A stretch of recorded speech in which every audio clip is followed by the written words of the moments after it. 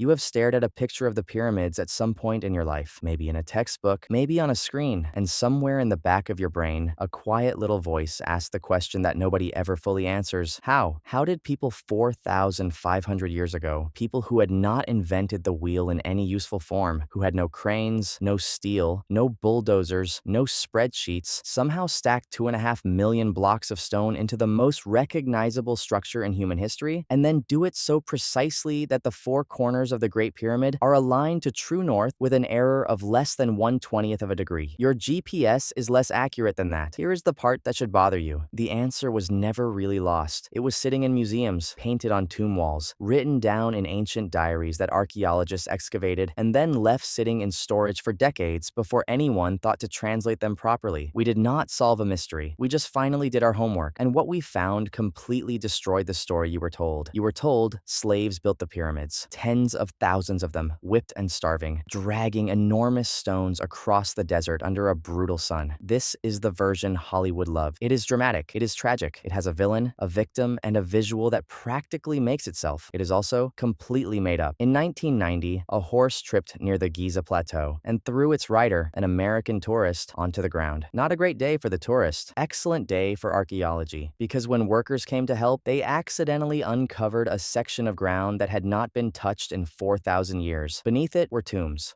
belonging to the people who actually built the pyramids. Egyptologist Zahi Hawass led the dig. What he found was not a mass grave of enslaved workers. It was an organized cemetery for skilled craftsmen. These people had job titles, crew names, supervisors. They were divided into teams with names like Friends of Khufu and Drunkards of Menkaure. And yes, one of the official pyramid construction crews was literally called the Drunkards. We can only assume they had a very good reason for that name. These workers ate well, better than the average Egyptian at the time. Their diet included beef, which was expensive. They received medical care. Archaeologists found bones with healed fractures and evidence of basic surgery. One worker had a leg amputated and lived for years afterward. That is not something you do for someone you consider disposable. That is something you do for someone you need back on the job. These were not slaves. These were specialists, and the Egyptian government paid them in bread, beer, and meat every single day. Now, that answers who built the pyramids, but it still does not answer how. The how arrived in a cave. In 2013, archaeologist Pierre Tallet was exploring a series of ancient caves on the coast of the Red Sea, about 100 miles from Giza. Inside one of those caves, buried under centuries of sand and silence, he found the oldest papyrus ever discovered in Egypt. It was a work diary, written by a man named Merer, a mid-level official who oversaw a crew of about 200 workers. And Merer, bless him, wrote down everything, every day. What his crew did, where they went, how many stone blocks they moved, what time they arrived, what time they left. The man was essentially the world's first project manager, and he took his job very seriously. What Merer described was not workers dragging stones across the desert. It was boats. The Egyptians floated the limestone blocks down the Nile on wooden barges. Then they moved them through a network of canals that ran directly to the base of the pyramid site. Merer even describes navigating through canal locks, the ancient equivalent of a controlled waterway. The pyramid was not a desert construction project. It was a harbor project that happened to end in the desert. Engineer Mark Lenner spent years mapping the Giza plateau and found exactly what Merer described: the outlines of an ancient harbor, the remains of canal systems. Workers had been walking past this evidence for over a century without recognizing what it was. So the stones arrived by water, but they still had to go up. Here is where it gets clever. In an ancient quarry at a place called Hatnub, researchers found a ramp system carved directly into the rock, but it was not the kind of ramp that textbooks always illustrated. One long, straight slope running up the side of the pyramid. That design would have required a ramp longer than the pyramid itself by the time you reached the top. The math never worked. Archaeologists knew the math never worked. They just kept drawing it anyway. The Hatnub ramp was different. It was built into the interior of the structure, zigzagging upward with wooden posts and ropes that allowed small teams to haul enormous stones using leverage rather than raw muscle. Pull the rope at the right angle with enough people and physics does most of the work for you. The Egyptians understood this. They just did not leave us a manual because they assumed people 4,000 years later would be smart enough to figure it out. They overestimated us slightly. Here is a fact that most people do not know. The Great Pyramid was not always the color it is today. Right now, it is rough tan limestone, worn and exposed. When it was first built, it was covered in smooth white casing stones made of polished Tora limestone. The entire surface was flat and gleaming white. In the desert sun, the pyramid would have reflected light that was visible from miles away. It did not look ancient. It looked like the future. Most of those casing stones were stripped off during the medieval period and used to build mosques and palaces in Cairo, which means that for about 1,000 years, the city of Cairo was literally built with pieces of the pyramid. You cannot make that up. The pyramid also contains a series of chambers and shafts that point with extraordinary precision towards specific stars. The shaft aimed from the king's chamber points directly at what was the North Star in ancient Egyptian times. Researcher Robert Bauval spent years mapping these alignments and found that the three pyramids at Giza mirror the three stars of Orion's belt with remarkable accuracy. Whether this was intentional astronomical design or a remarkable coincidence has been argued about for decades. What nobody argues about is the precision. These people knew where the stars were. They built toward them on purpose. The workforce that built the Great Pyramid rotated in shifts of about 10,000 workers at a time. Over the 20 years of construction, that means hundreds of thousands of individual Egyptians passed through the site. They came from all over Egypt. They were fed. They were housed. They were organized into gangs, divisions, and units with military-style structure. The Pyramid Project was not just a building. It was the largest government employment program in human history up to that point. And the workers knew it. They left graffiti inside the sealed chambers of the pyramid. Not desperate scratches, crew names, proud inscriptions. One reads, Friends of Khufu. They wanted future people to know they were there. They wanted credit. You are reading this 4,500 years later. They got it. So here's the part that never makes it into the textbook version of this story. The pyramids were not built despite human limitations. They were built because of human creativity inside those limitations. No steel, so they used water. No cranes, so they used slope and rope and leverage. No computers, so they used decades of accumulated observation and an army of people who were really good at their jobs. The question was never whether it was possible. The question was whether enough people believed it was worth doing. Pharaoh Khufu apparently made a very convincing argument. Tonight, when you look at something that seems too big, too slow, too expensive, too unlikely, your brain runs the same basic calculation it always has. Is this worth the effort? Will anyone remember? Will it still matter when I am gone? 10,000 workers showed up every single day for 20 years to answer that question with limestone, and 4,500 years later, you are still thinking about them.